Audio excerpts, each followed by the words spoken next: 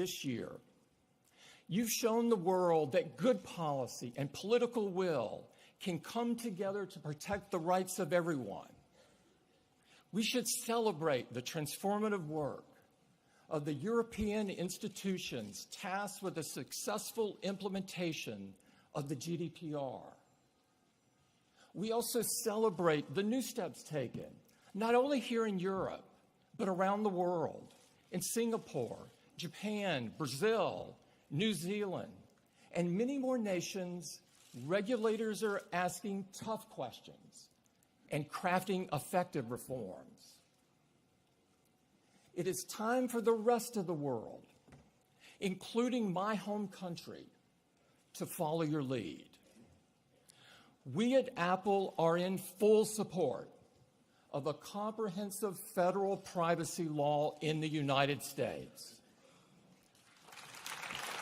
Thank you.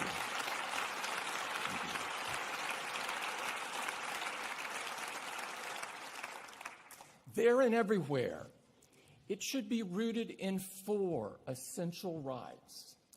First, the right to have personal data minimized. Companies should challenge themselves to de-identify customer data or not to collect it in the first place. Second, the right to knowledge. Users should always know what data is being collected and what it is being collected for. This is the only way to empower users to decide what collection is legitimate and what isn't. Anything less is a sham. Third, the right to access. Companies should recognize that data belongs to users, and we should all make it easy for users to get a copy of, correct, and delete their personal data. And fourth, the right to security. Security is foundational to trust and all other privacy rights. India. It's clear technology can be a positive force in our lives. It has the potential to give us back time and extend opportunity to people all over the world. But it's equally clear that we need to be responsible in how we use technology. We want to make sound choices and build products that benefit society. That's why earlier this year, we worked with our employees to develop a set of AI principles that clearly state what types of technology applications we will pursue.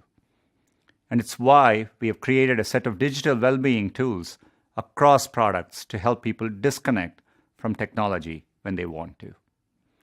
User trust is the foundation for everything we do, and privacy and security are fundamental tenets of that. We've been working for years to provide more transparency and control for our users, and we appreciate the input and partnership from data protection authorities and everyone in this room. But our work on privacy and security is never done. Privacy is an individual right that we must continue to work together to uphold. Today, there is real momentum to develop rules for data protection around the world. We welcome this trend. Earlier this year, we proposed a legislative framework for privacy and data protection. It builds on much of the good work behind GDPR and would extend many of its principles to users in other parts of the world. Legislation is a good start, but it's not enough. Getting privacy right requires careful consideration of the hard issues that come up every day.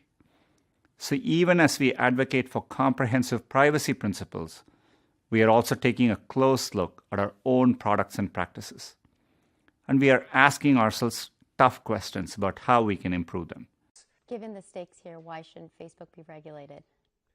I actually am not sure we shouldn't be regulated. I think in general, technology is an increasingly important trend in the world, and I actually think the question is more, what is the right regulation rather than yes or no, should it be regulated? What's the right regulation? Well, there's some basic things, then I think that there's some big intellectual debates.